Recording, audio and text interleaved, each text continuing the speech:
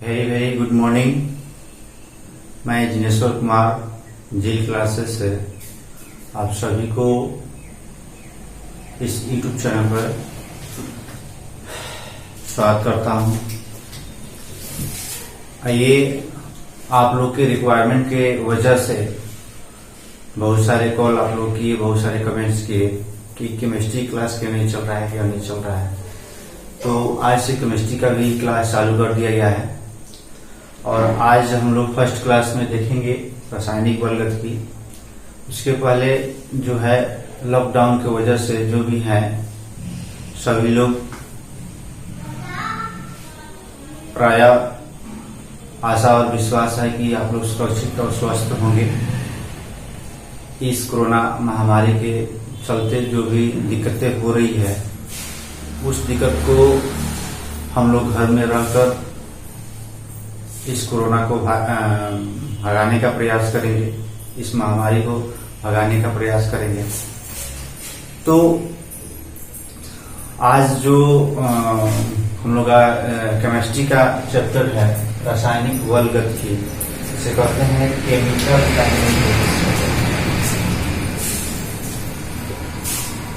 Chemical kinetics. इसी chapter से हम लोग प्रारंभ करेंगे अपना केमिस्ट्री का भाग। बहुत सारा आप लोगों को वीडियो मिला होगा इंग्लिश का, फिजिक्स का, तो बहुत सारे आप लोग बहुत व्यू किए, बहुत लाइक किए, देख के बहुत अच्छा लगा। इसी तरह जब भी कोई भी वीडियो आपको इस क्लास से जी क्लास की ओर से अगर दिया जाता है तो उस जस्ट लाइक करें और इस चैनल को सब्सक्राइब करें और सब्सक्राइब करके जो बेल आइकन होता है उस बेल आइकन को भी दबा दें ताकि किसी भी प्रकार के यहाँ से वीडियो बनाया जाए, वीडियो को अपलोड किया जाए तो वह वीडियो आप तक पहुंचे और उस वीडियो का लाभ आप लेकर इस लॉकडाउन में अच्छा से अच्छा प्रोग्रेस कर सकें। क्योंकि इस जेल टीम की ओर से जो भी टीचर हैं सभी टीचरों का यही प्रयास है कि अच्छा से अच्छा कंटेंट दिया जाए और इस लॉकडाउन को उपयोग बनाया जाए। क्योंकि ये जो छात्र जीवन के लिए यह जो लॉकडाउन है सबसे महत्वपूर्ण समय है, सबसे अच्छा समय है। क्यों? क्योंकि इस लॉकडाउन में ना ही कोई कार्य का झंझट है, नहीं कहीं जाने का झंझट है, घर में बंद रहना है और पढ़ाई करते रहना है। तो इस लॉकडाउन का फायदा उठाएं और फायदा उठाकर पूरा पढ़ाई पे ध्यान दें। क्योंकि पढ़ाई जब तक नहीं होगा तब तक आप सफल नहीं हो पाएंगे। या कह सकते हैं कि सफल होने के लिए पढ़ाई बहुत आवश्यक है और यह आवश्यक को पूरा किया जा सकता है इस लॉकडाउन में। अगर एक बार आप सफल हो जाते हैं तो बहुत सारे लोग आपसे जुड़ने लगते हैं। सबसे बड़ी बात होता है कि हमारे माता पिता का जो कहा जाता है ईश्वर जो होता है बहुत गर्व से ऊपर की ओर रहता है कि हमारे जो भी बच्चे हैं इन्होंने ऐसे काम कर दिए। तो इसी सबको ध्यान में रखते हुए पढ़ाई करें, ध्यानपूर्वक पढ़ाई करें। और इस लॉकडाउन में तो सभी छात्र और छात्राएं जो भी स्टूडेंट हैं सभी स्टूडेंट तो अपने ही घर में हैं। पढ़ाई और पढ़ने और पढ़ाने की कोई व्यवस्था नहीं है। लेकिन जो भी इस वीडियो को आप लोग देख रहे हैं उस वीडियो को उन तक भी शेयर करें और उनको भी बताएं कि जी क्लासेस की ओर से, जेल टीम की ओर से ऑनलाइन 12th का भी क्लास प्रारंभ कर दिया गया है और इस जो भी कंटेंट दिया जा रहा है इस कंटेंट का उपयोग करके आप लोग बेहतर से बेहतर लाभ उठाएं। जी क्लास जो ऑनलाइन क्लास चल रहा था इसी कॉम्पिटिटिव के लिए ही कॉलेज चल रहा था, लेकिन इस लॉकडाउन के कारण जो है 12th क्लास भी ही प्रारंभ किया गया है, 12th क्लास को भी प्रारंभ किया गया है। तो यही बात है,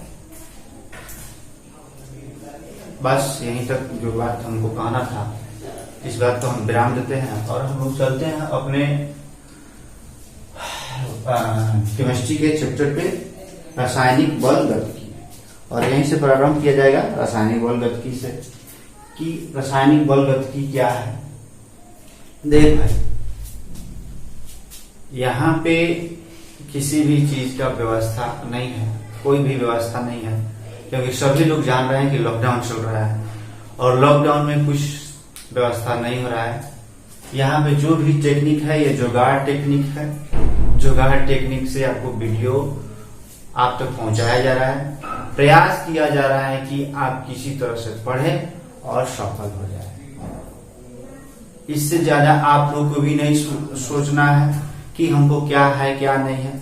इस वीडियो को देखना है, पढ़ना है, नोट्स बनाना है और बार बार उसी को पढ़ना है, और पढ़कर उतना ही पढ़ाई होगा और उसी से हम लोग सफल अच्छा नंबर प्राप्त कर सकते। तो हम लोग आते हैं अपने पॉइंट पे, रासायनिक बल गतिकी, केमिकल काइनेटिक्स। तो यहाँ पे एक शब्द आता है कि रासायनिक बल गतिकी किसे कहते हैं। तो कहा जाता है भौतिक रसायन की वह शाखा जिसमें रासायनिक अभिक्रिया की दर, रासायनिक अभिक्रिया की दर, वेग या गति तथा गति का अध्ययन किया जाए। किसकी शिक्षा, कोई रासायनिक अभिक्रिया हो रहा है तो उस रासायनिक अभिक्रिया का दर क्या है, उसका वेग क्या है, अगर इसका अध्ययन करते हैं तो इसी के अध्ययन को हम लोग करते हैं रासायनिक बल गतिकी। फिर से आते हैं, भौतिक रसायन की वह शाखा जिसमें किसी रासायनिक अभिक्रिया की गति या वेग का अध्ययन करे तो उसे ही हम लोग कहते हैं रासायनिक बल गतिकी। अब यहाँ पे एक शब्द आता है रासायनिक अभिक्रिया। रासायनिक अभिक्रिया क्या है? तो रासायनिक अभिक्रिया, जैसे कोई भी अभिक्रिया होता है वह दो भाग में उसे बांटा जाता है, या कह सकते हैं किसी भी पदार्थ का जो परिवर्तन होता है वह दो प्रकार का परिवर्तन होता है, एक भौतिक परिवर्तन और दूसरा रासायनिक परिवर्तन। पहला भौतिक परिवर्तन और दूसरा रासायनिक परिवर्तन। तो भौतिक परिवर्तन में जो होता है उसमें एक नए पदार्थ का निर्माण नहीं होता है, अर्थात वह परिवर्तन जो पुनः अपने अवस्था में आ जाए उस परिवर्तन को हम लोग भौतिक परिवर्तन कहते हैं। लेकिन रासायनिक परिवर्तन के बारे में अगर बात किया जाए तो रासायनिक परिवर्तन वैसा परिवर्तन है जिसमें एक नए पदार्थ का निर्माण होता है। जब एक नए पदार्थ का निर्माण हो और वह पुनः अपने अवस्था में न आए तब उसे कहते हैं यह क्या हो रहा है, रासायनिक परिवर्तन हो रहा है। तो यहाँ पे दो शब्द हम लोग जाने कि रासायनिक बल गति क्या है और रासायनिक अभिक्रिया क्या है। थोड़ा सा इसको लिख लेते हैं कि रासायनिक बल गति और रासायनिक अभिक्रिया। लिखेंगे रासायनिक बल गतिकी, लिखते चलेंगे इसको, थोड़ा सा भाष रहेंगे। भौतिक रसायन की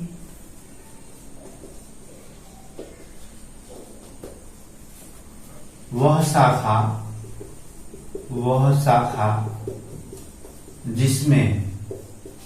जिसमें रासायनिक अभिक्रिया की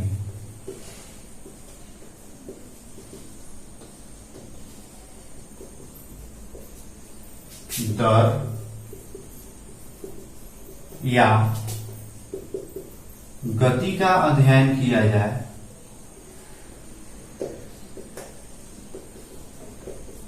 उसे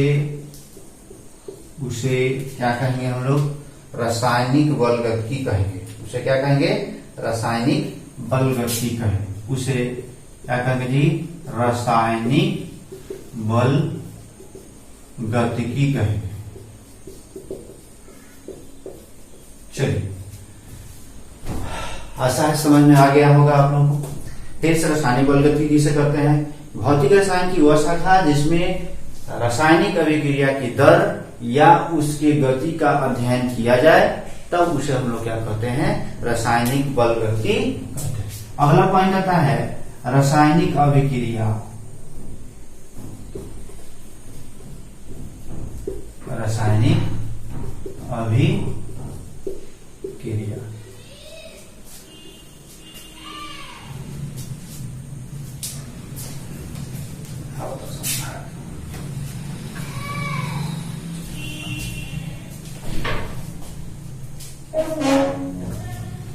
चलिए, रासायनिक अभिक्रिया बताएं हम आपको कि रासायनिक अभिक्रिया कर सकते हैं या कर सकते हैं परिवर्तन। जो पदार्थ का परिवर्तन होता है वो दो विधि से होता है, दो प्रकार से होता है।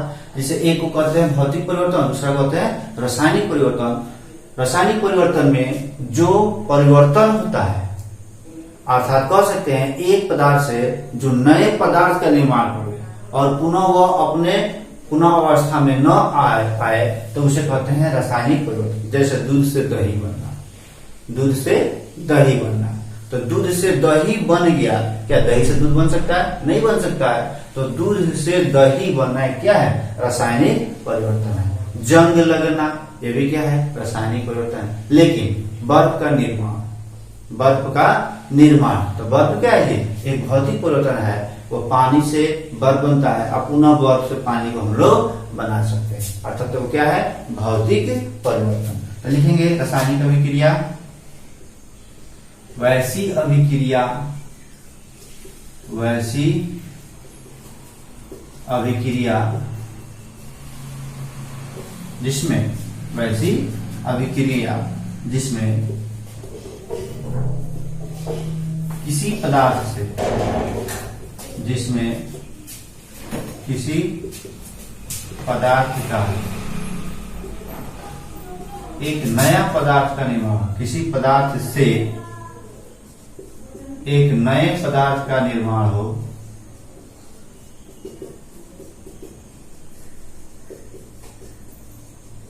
एक नए पदार्थ का निर्माण हो, अर्थात वह अपनी पुनः अवस्था में नहीं जा सके, उसे या उस अभिक्रिया को, उस अभिक्रिया को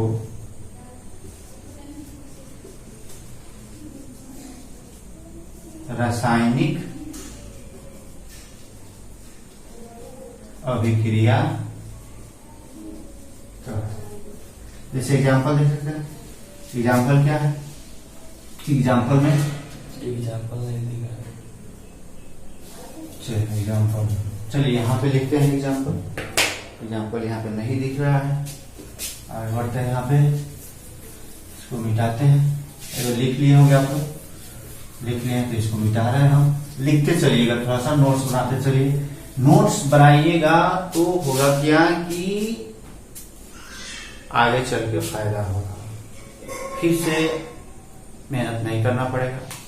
नोट्स रहेगा, रिवीजन करने में भी बेनिफिट रहेगा। परीक्षा के समय सबसे बेटर रिवीजन आपका ये वीडियो है। इस वीडियो को पढ़ लीजिए, जिससे पढ़ लिए, पढ़ने के बाद जब भी रिवीजन करने का मन करे, इच्छा हो, इस वीडियो को देखने के बाद हम करते हैं। क्योंकि आप तो एक बार लिख चुके हैं, और जब वीडियो देखेंगे तो इस वॉइस को सुनेंगे, आवाज को सुनेंगे और लिखित भी देखेंगे, तो हो सकता है कि आपके जहन में बैठ जाए और बहुत अच्छी तरह से आपको ध्यान में रहे। तो बार बार इस वीडियो को देखें। चलिए यहां से एग्जाम्पल देखते हैं। एग्जाम्पल में दूध का दही बनना, जंग लगना, दूध का दही बनना, जंग लगना इत्यादि, यह सब क्या है? रासायनिक परिवर्तन। ठीक, अब आते हैं, कहा जाता है कि जो अभिक्रिया का दर है, जो अभिक्रिया का दर है या अभिक्रिया का जो गति है, इस गति या दर के आधार पर रासायनिक अभिक्रिया को कितने भाग में बांटते हैं? तो रासायनिक अभिक्रिया को 3 भाग में बांटा है। रासायनिक अभिक्रिया को कितने भाग बांटा है? 3 भाग में। किसके आधार पर? इसके आधार पर तो रासायनिक अभिक्रिया के गति या वेग के आधार पर, गति या वेग के आधार पर रासायनिक अभिक्रिया को 3 भाग में बांटते हैं। पहला क्या है? तात्क्षणिक अभिक्रिया। पहला तात्क्षणिक अभिक्रिया, दूसरा मंद अभिक्रिया और तीसरा मृदु अभिक्रिया। फिर से पुनः हम देखते हैं, पहला क्या है? तात्क्षणिक अभिक्रिया। इसी तात्क्षणिक अभिक्रिया को तीव्र अभिक्रिया भी कहते हैं। फिर क्या कहते हैं? तीव्र अभिक्रिया, तात्क्षणिक अभिक्रिया या तीव्र अभिक्रिया। दूसरा जो है मंद अभिक्रिया और तीसरा क्या है? मृदु अभिक्रिया। फिर से रिपीट कर रहा है, तात्क्षणिक या तीव्र अभिक्रिया, दूसरा है मंद अभिक्रिया और तीसरा है मृदु अभिक्रिया। देखते हैं इस बात को। रासायनिक अभिक्रिया के दर या वेग के आधार पर इसे 3 भागों में बांटा जाता है। 3 भागों में बांटा जाता है। पहला है तात्क्षणिक अभिक्रिया या इसी को कहते हैं तीव्र अभिक्रिया। पहला क्या है? तात्क्षणिक अभिक्रिया। दूसरा जो है मंद अभिक्रिया,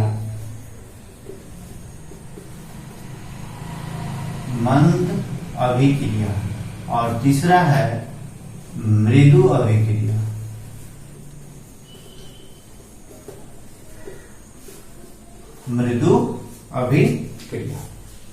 फिर से किसके आधार पर इस अभिक्रिया को बांटा गया? किसके आधार पर? दर या वेग के। किसके दर या वेग के? रासायनिक अभिक्रिया के दर या वेग के आधार पर दर या वेग के। बार बार हम कह रहे हैं, ध्यान से पढ़ें और ध्यान से बात को सुनें। लिखने का कोई जल्दबाजी नहीं है। बाद में भी आप वीडियो चला के उसको पॉज करके, मतलब रोक के, और वीडियो को रोक के और क्या कर सकते हैं, आप इस टॉपिक को लिख सकते हैं। लेकिन ध्यान से जब तक नहीं सुनेंगे समझ में नहीं आएगा। रासायनिक अभिक्रिया के दर या वेग के आधार पर इसे 3 भागों में बांटा जाता है। क्या क्या है जी? तात्क्षणिक अभिक्रिया, इसी को कहते हैं तीव्र अभिक्रिया। दूसरा है मंद अभिक्रिया और तीसरा क्या है? मृदु अभिक्रिया। तीसरा क्या है? मृदु अभिक्रिया। चलिए, तो हम लोग पहला देखेंगे कि तात्क्षणिक अभिक्रिया या तीव्र अभिक्रिया क्या है। पहले ही हम कह चुके हैं कि इसको 3 वर्ग में बांटा गया। किसके आधार पर? रासायनिक वेग के आधार पर, रासायनिक अभिक्रिया के वेग के आधार पर। तो जो तात्क्षणिक अभिक्रिया होता है, कहा जाता है कि यह जो अभिक्रिया है, इस अभिक्रिया का जो दर होता है, रेट होता है, इसे हम लोग प्रयोगशाला में माप नहीं सकते हैं, जज नहीं कर सकते हैं, इसे बता नहीं सकते हैं कि इसका दर क्या है, रेट क्या है। अर्थात उसी अभिक्रिया को तात्क्षणिक अभिक्रिया या तीव्र अभिक्रिया कहा जाता है। तात्क्षणिक अभिक्रिया या तीव्र अभिक्रिया कहते हैं। ठीक है, लिखते हैं इसे तात्क्षणिक अभिक्रिया। वे रासायनिक अभिक्रिया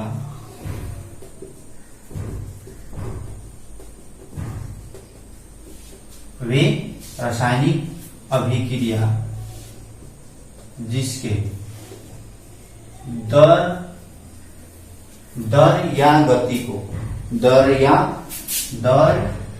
या गति को प्रयोगशाला में मापना असंभव हो, तब उसे हम लोग क्या कहेंगे? उसे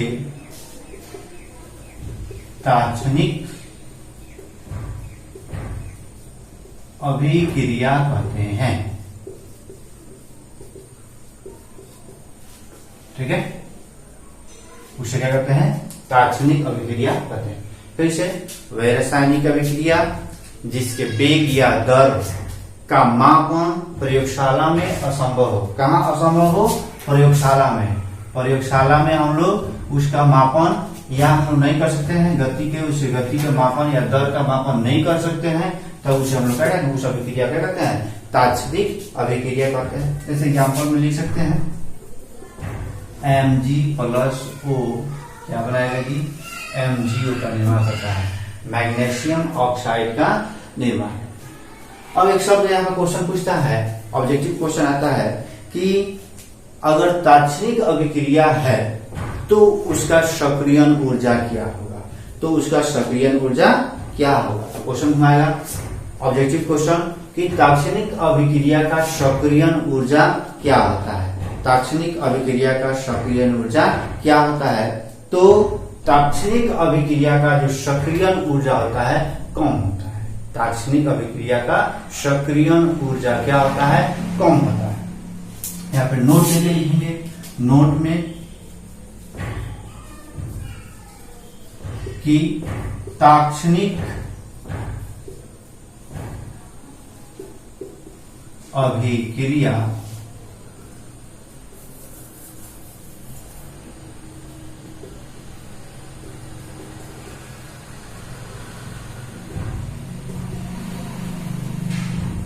का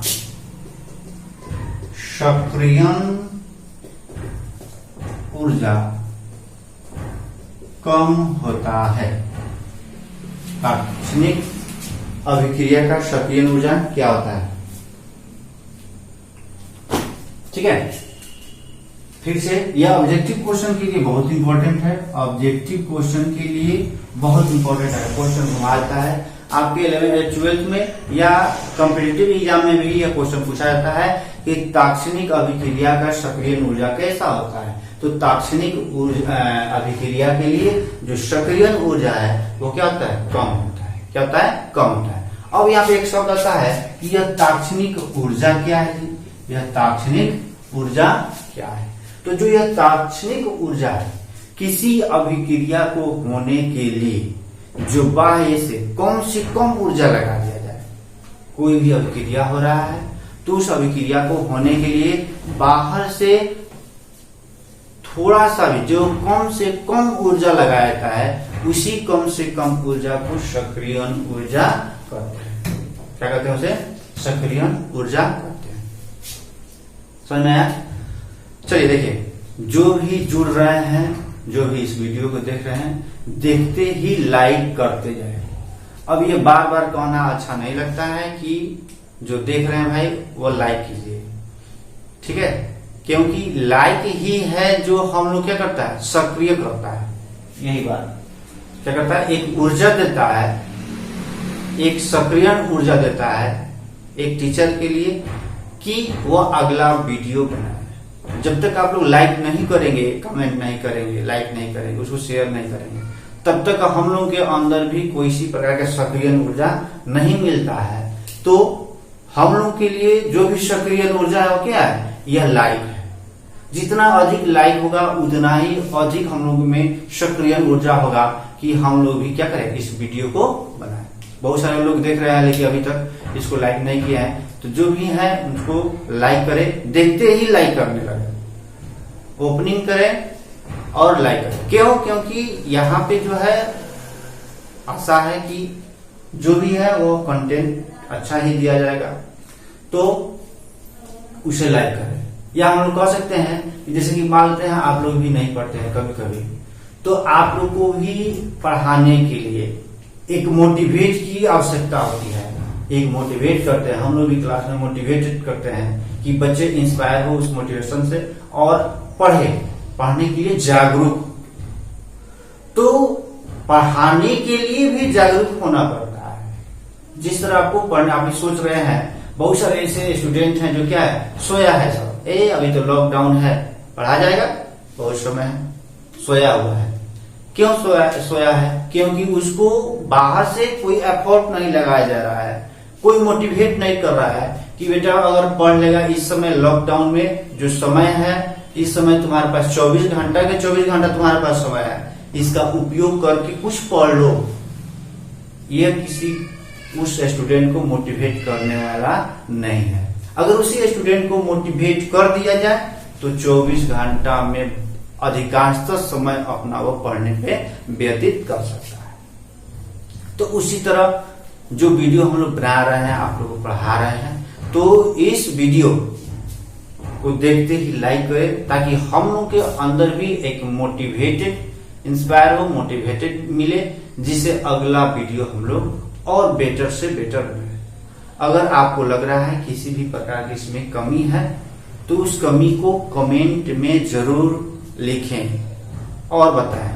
किसी भी प्रकार के क्वेश्चन पूछना है तो कमेंट में डाल सकते हैं, या जो हमारा डिस्क्रिप्शन में आपको टेलीग्राम का लिंक दे दिया गया है, उस लिंक को फॉलो करें, ज्वाइन कर लें, और उस वहां पे भी आप लोग किसी भी प्रकार के क्वेश्चन को, ग्रुप है, जेल क्लासेस की ग्रुप ही है, उस ग्रुप में किसी भी प्रश्न को आप लोग रख सकते हैं और उस प्रश्न को पूछ सकते हैं, किसी भी प्रश्न को पूछ सकते हैं, और किसी भी प्रकार कोई परेशानी नहीं होगा।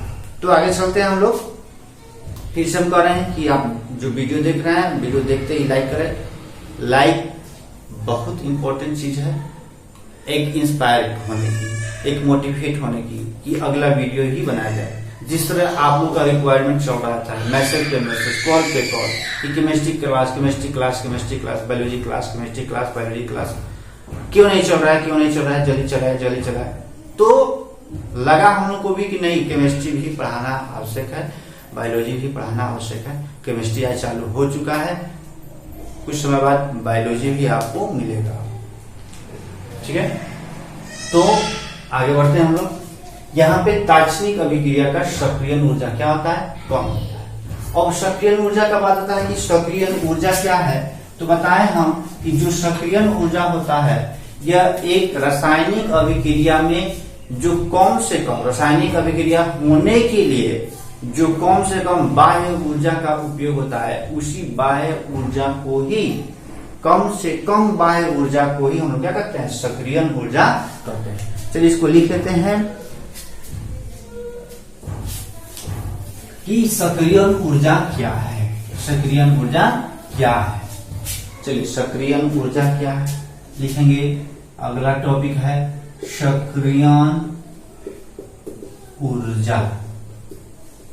ठीक है, लिखते हैं किसी रासायनिक अभिक्रिया को प्रारंभ होने के लिए, किसी रासायनिक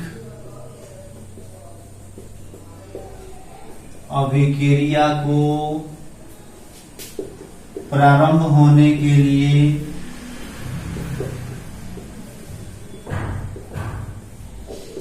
जो कम से कम ऊर्जा की आवश्यकता होती है, ऊर्जा की आवश्यकता होती है, उसे क्या कहते हैं, उसे क्या कहेंगे, सक्रियण ऊर्जा। क्या कहेंगे हम लोग, सक्रियण ऊर्जा।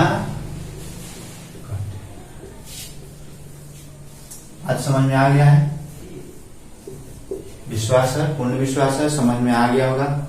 समझ में आ गया है, नहीं आया है फिर से देख लेते हैं इसको। सक्रियण ऊर्जा कहते हैं किसे हैं, सक्रियण ऊर्जा क्या कार्य है, तो तात्क्षणिक अभिक्रिया का सक्रियण ऊर्जा कम होता है। क्यों तात्क्षणिक अभिक्रिया का सक्रियण ऊर्जा कम होता है, कोई पूछ सकता है क्वेश्चन, क्यों होता है कम? क्यों, देखिए, क्योंकि तात्क्षणिक अभिक्रिया है, बहुत फास्ट से होता है, बहुत तेजी से होता है। तो तेजी से होने के कारण थोड़ा सा भी उसको क्या कर दिया जाए, थोड़ा सा भी ऊर्जा दे दी जाए, तो वो और तेजी से होने लगेगा। तो जो एनर्जी होता है, जो बायो एनर्जी होता है, इस ताक्षणिक अभिक्रिया क्या होता है, कम होता है। क्यों कम होता है? फिर से, क्योंकि यह अभिक्रिया बहुत तेजी से होता है।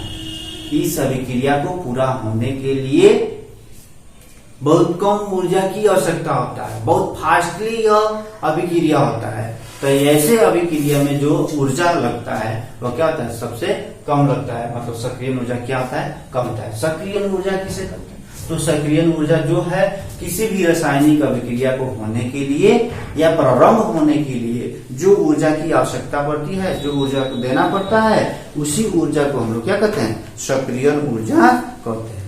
चलिए, समझ में आ गया होगा सभी लोग को, आशा और विश्वास है समझ गए होंगे आप लोग। आगे बढ़ा जाए तो दूसरा हम लोग पढ़े कि दूसरा क्या है,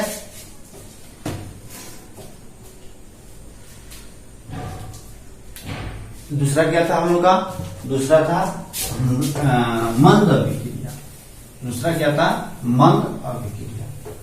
तो यहाँ पे जो ताक्षणिक अभिक्रिया था, इस ताक्षणिक अभिक्रिया को जिस तरह से प्रयोगशाला में मापना असंभव होता है, उसी तरह मंद अभिक्रिया को भी प्रयोगशाला में मापना क्या होता है, असंभव होता है। क्योंकि मंद अभिक्रिया जो है सालों साल, कई वर्ष तक चलते रहता है। तो इस अभिक्रिया को हम लोग प्रयोगशाला में नहीं कर पाते हैं, क्योंकि 5 साल, 20 साल, 50 साल, 100 साल, यहाँ तक कि बहुत ज्यादा समय इसमें लगता है।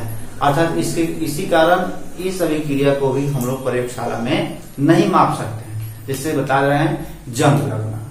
जंग लगना क्या है? जंग क्या 1 घंटा में लगता है, 2 घंटा में, 2 दिन, 5 दिन, 10 दिन? नहीं, यह जो जंग लगने का जो प्रक्रिया है, यह कई महीनों तक चलता है। अर्थात इस कई महीनों के कारण इस अभिक्रिया को हम लोग क्या कहते हैं, मंद अभिक्रिया।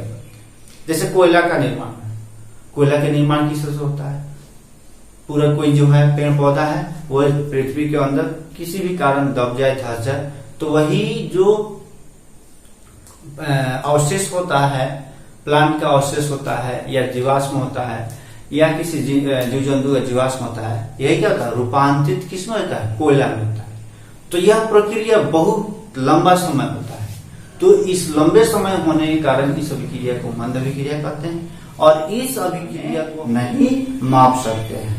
ठीक है, चलिए देखिए, इसलिए हम लोग लिख लेते हैं दूसरा क्या था, मंद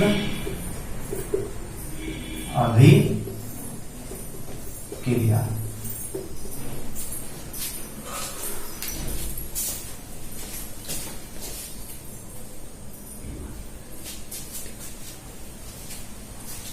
चलिए, मंद अभिक्रिया लिखेंगे। वैसी अभिक्रिया, वैसी अभिक्रिया जिसके दर को प्रयोगशाला में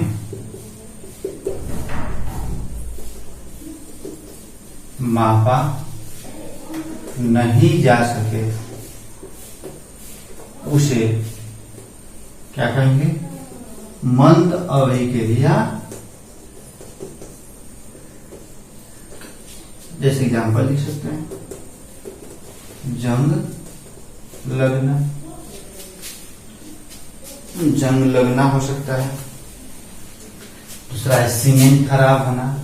सीमेंट घर बनवाने के लिए जाते हैं, क्या खराब होता है? नहीं, खराब कब होता है जी, कुछ महीनों तक रखते हैं खराब होना, तब जाके यह खराब होता है। और लिख सकते हैं, धरती के अंदर कोयले का निर्माण,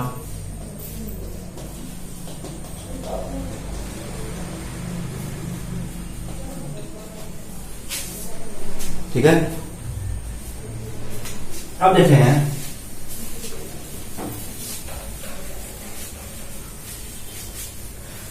अगर इस मंद अभिक्रिया के लिए अगर हम लोग क्या किसका बात करें, सक्रिय ऊर्जा का बात करें, तो नोट देके लिखेंगे कि मंद अभिक्रिया के लिए मंद अभिक्रिया के लिए जो सक्रियण ऊर्जा है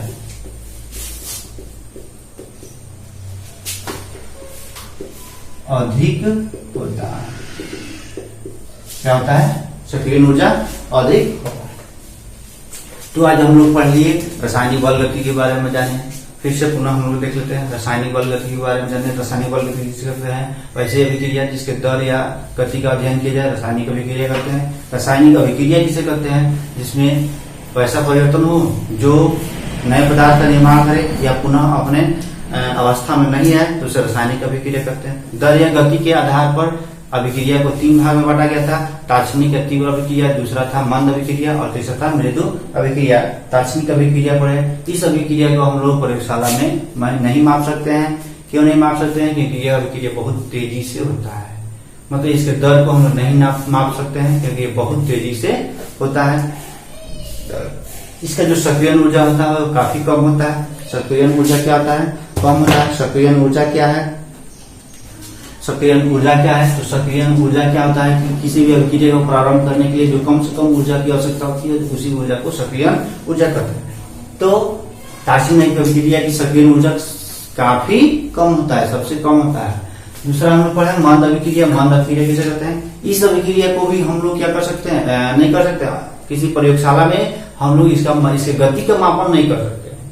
क्यों नहीं कर सकते हैं? क्योंकि ये सालों साल अभिक्रिया चलने वाला ये अभिक्रिया है। जैसे एग्जांपल बताएं कि जंग का लगना, जंग 1, 2, 4 दिन में नहीं लगता है, बहुत सारा समय लगता है। सीमेंट खराब होना, सीमेंट इतना जल्दी खराब नहीं होता है। सीमेंट को खराब होने के लिए कुछ समय की आवश्यकता पड़ती है। अगला है धरती के अंदर कोयले का निर्माण होना। जो भी कोयला का बनता है, कोयला का निर्माण होता है, वहां